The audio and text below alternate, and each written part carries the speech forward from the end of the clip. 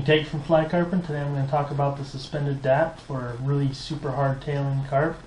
But first let's cue up some cheesy free YouTube rock and roll and get a taste in 3, 2, 1.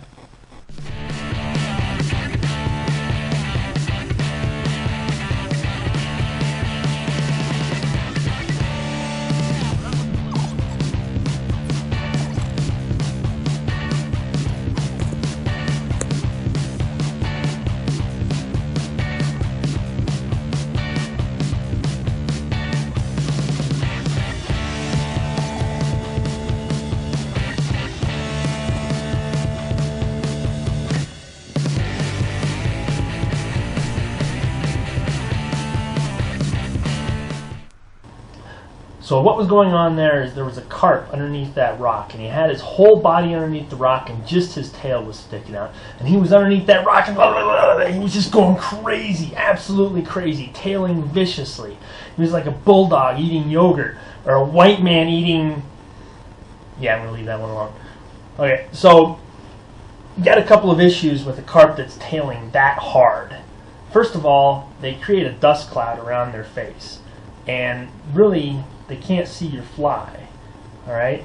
And if you just drop your fly straight onto the bottom, or even worse, drag it across the bottom through their field of view, they don't have any field of view, and they can't see the fly. And unless they detect it in some other fashion, they usually won't take it. The second issue is their tail's going crazy, their body's going crazy, they are mowing down, and you can't tell one tail wiggle from the next tail wiggle, and you really have a hard time telling when they've eaten your fly and when it's time to set the hook. Okay? Now, one of the best ways to get around both of those issues is if you can get it close enough to dap your fly, and these are the kind of fish that you're most likely to be able to get this close to because they're oblivious. They're eating so hard they have no idea what's going on around them. But if you can get close enough to dap your fly, you can also get close enough to dap your fly and just suspend the fly off the bottom a couple of inches. And that's what I did here. The second thing that you might want to do is not suspend it inside the dust cloud.